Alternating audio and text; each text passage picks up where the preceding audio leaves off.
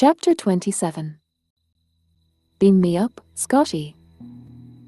Nothing is impossible, the word itself says, I'm possible. Audrey Hepburn, actress, icon, fabulist. My grandmother on my mother's side lived to be 100 years old. Nana was as waspy as they make prissy, reserved, able to avoid confrontation with the skilled precision of an F-16 pilot. For as long as I can remember, she always looked exactly the same. She was eternally adorned in a cardigan, pinned together at the top by an antique brooch, her pink lipstick and sparkly brown eyes shining through a face full of wrinkles that erupted in a series of oh dears every time she laughed.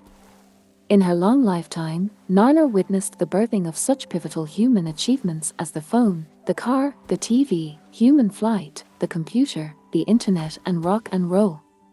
The two things that blew her mind the most, however, were putting a man on the moon and the soda dispensers at McDonald's. She'd stand there watching, gripped by disbelief, as an employee placed a cup, small, medium or large, beneath a spout, pushed a button and walked away, leaving the machine to fill it up the perfect, proper amount. How does it know where to stop? Nana would shake her head, mortified. How does it know? After we figured out how to clone a sheep, she pretty much threw in the towel on ever questioning anything again. One day my family took her out for lunch to a restaurant on the top floor of some giant hotel. When we got into the elevator, someone accidentally pushed the button for the floor we were already on the moment the doors closed, making them open right back up again.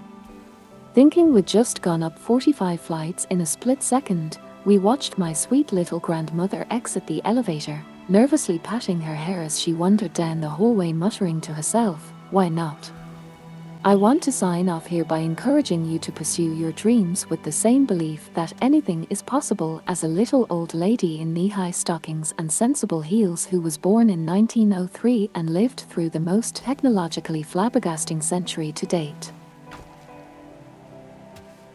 Whatever you desire to do with your precious life, write jokes or rock out or start a business or learn to speak Greek or quit your job or raise a bunch of kids or fall in love or lose your flab or open orphanages around the world or direct movies or save dolphins or make millions or live in a canyon in a loincloth, believe that it's possible.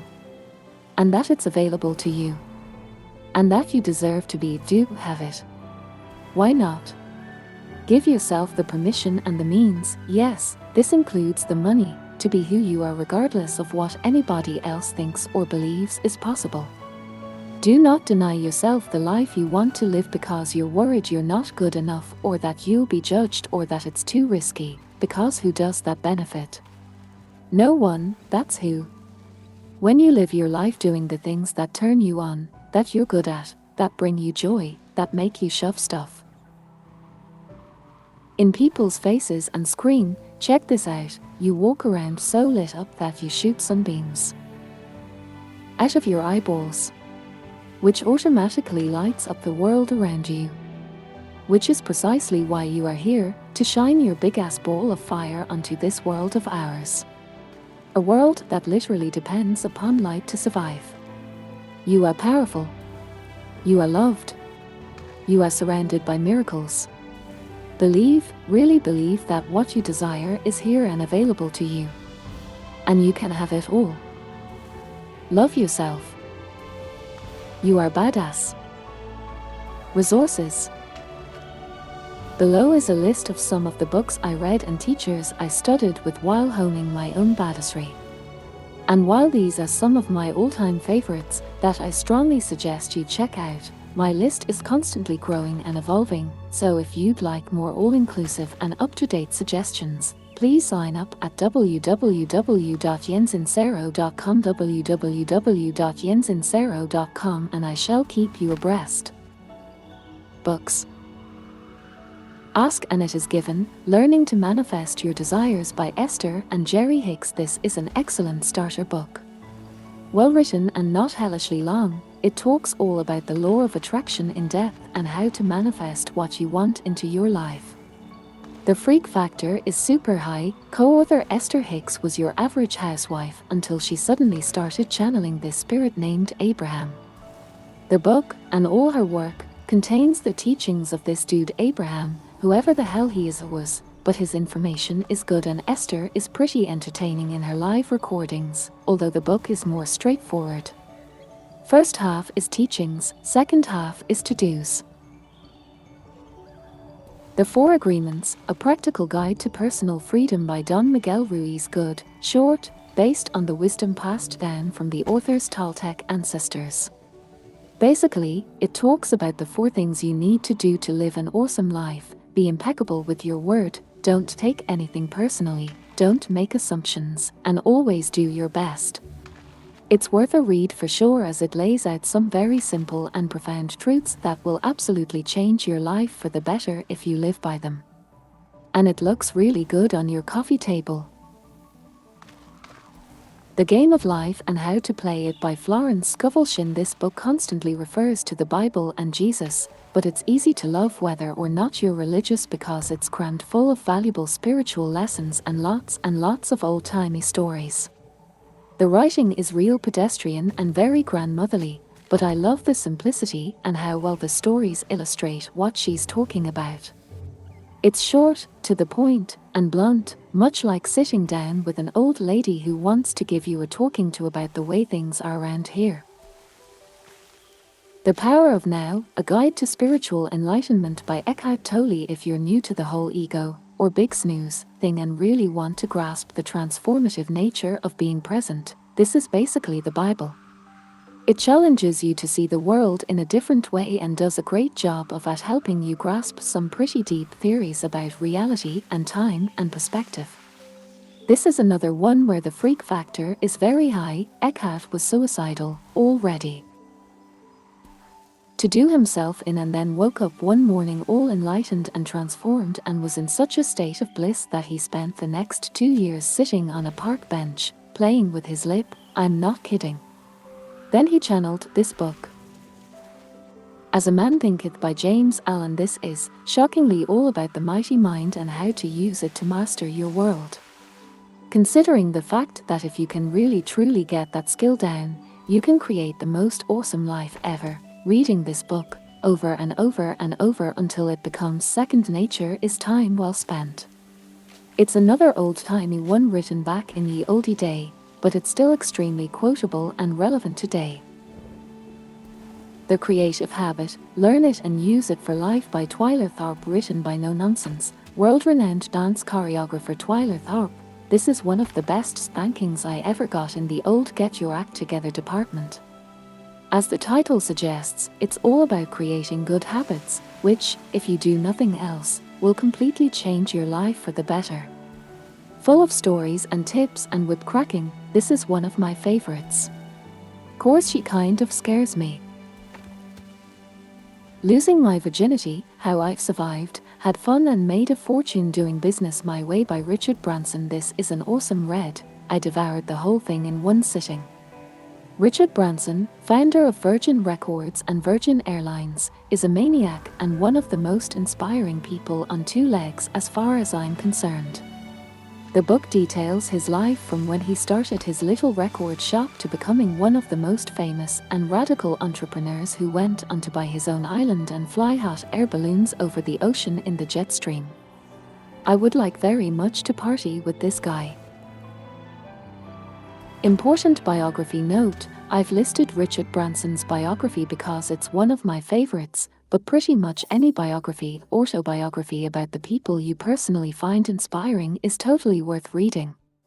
I could list about 70 more here, but you may not find the life and accomplishments of, say, Dolly Parton or Eleanor Roosevelt as riveting and inspiring as I do.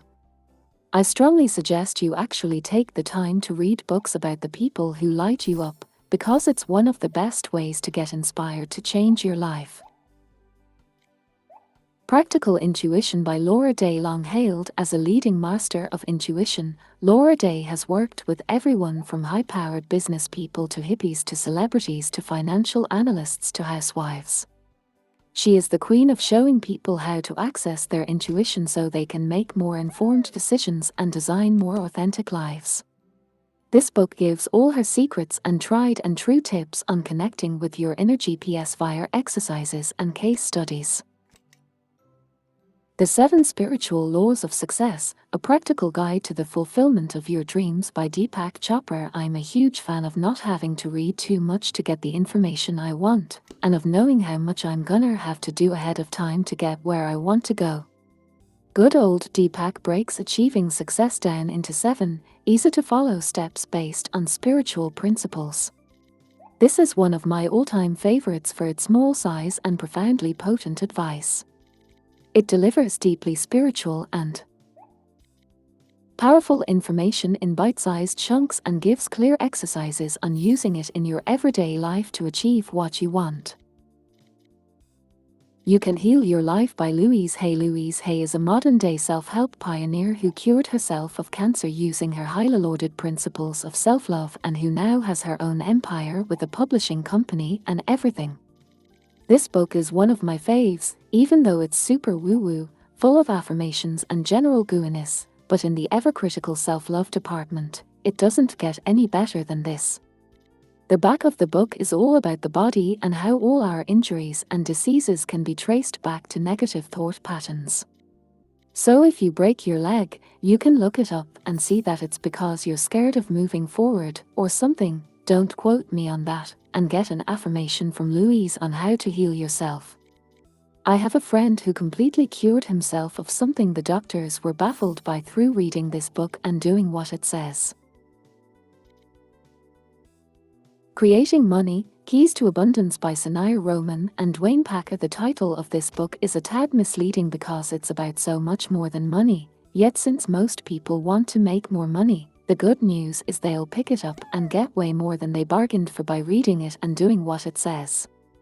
While it does indeed teach you how to create money, it also gives clear instruction on meditation, clearing blocks, manifesting, working with energy, gaining clarity, etc. All of which contribute to manifesting money, as well as pretty much everything else, into your life. Easy to read and follow with simple exercises and deceptively deep concepts broken down, this is an awesome starter book as well as one to always have around to provide important reminders and realignment. The Science of Getting Rich by Wallace D. Wattles. The very first sentence of this book made me slam it shut and leave it untouched for years. It reads, "Whatever may be said in praise of poverty, the fact remains that it is not possible to live a really complete or successful life unless one is rich." Hello. How gross is that? It offended me to my hippie core until I understood what it was really saying, and that, you kind of can't, not if you want to fully express yourself, anyway. Rich simply means that you have everything you need to share your gifts fully with the world and stay at the highest vibration while you do it, whatever that looks like for you. This is now easily the book I recommend to people the most, and the one I read over and over. But you have to let a lot go because it will absolutely go up your nose if you're still working on your issues around it being okay to make money. Think and Grow Rich by Napoleon Hill. This is the other contender for their best wealth consciousness book ever, and another old-timey one. I forgot to mention that Wallace Wattles' book is old-timey, too, but hello, look at the guy's name. Anyway, Napoleon Hill interviewed the most successful businessman at the time to gather the information for this incredible how-to guide. I read this book over and over, too. It's very to the point, a total ass kicker, and breaks everything down into simple, easy-to-follow instructions. Do what he says and really do all of it, and you will be large and in charge. Finding Your Own North Star, Claiming the Life You Were Meant to Live by Martha Beck. I've seen Martha speak and have read lots of her work and really love her voice, so refreshing. And brilliant and hilarious. This book is awesome, really walks you through some good steps and asks some great questions to get you the clarity you seek. She's big on looking past just what's going on in your head and connecting with your body to get clarity and guidance from there as well. She's had a super successful coaching institute for ages and is one of my favorites in the field. Getting to I Do, The Secret to Doing Relationships Right by Dr. Patricia Allen. I'm pretty sure I tore the cover off this one before carrying it around, but in spite of its totally unforgivable title, there are some real eye-openers in here about the nature of men and women and how differently we go about relationships. Written for women by someone who has coached thousands of happy couples into long-term relationships, it's full of brilliant insights and tips on how to find and be in the relationship of your dreams. As with all this stuff, there will probably be parts you don't agree with. She's like a strict Christian mother on the sex issue, but it's got lots of very valuable information and is definitely worth a read by both men and women. Loving What Is, 4 Questions That Can Change Your Life by Byron Katie. Read this book. I demand it. It is the holy grail of being happy in your relationships. Based on what Katie calls the work, which is essentially just asking yourself for simple, yet profound, questions, this book spends about 10 pages walking you through the steps of the work and a couple hundred on case studies. It's basically like watching Katie perform her magic on all sorts of people, from those who've been brutally raped to people who've lost their children to those who want happier marriages. She walks them through her process and they suddenly find peace and freedom. It's so cool and the work is a piece of cake. When you read it, I recommend reading the case studies first and then doing the work on yourself instead of the other way around. Seeing her do it over and over will make it much easier for you to get better results when you try it on yourself. The Way of the Superior Man, A Spiritual Guide to Mastering the Challenges of Women, Work and Sexual Desire by David Dader. This book is made for a man, but the ladies must read it, too, if they really want to understand how men work. I thought it was brilliant and fascinating and explained so much about the opposite sex that made me respect men even more. And the guys I've suggested it to said it was massively empowering. It speaks to, and explains, the highest version of masculinity, reminding us ladies why we love the fellas so much and reminding men how truly awesome they can be.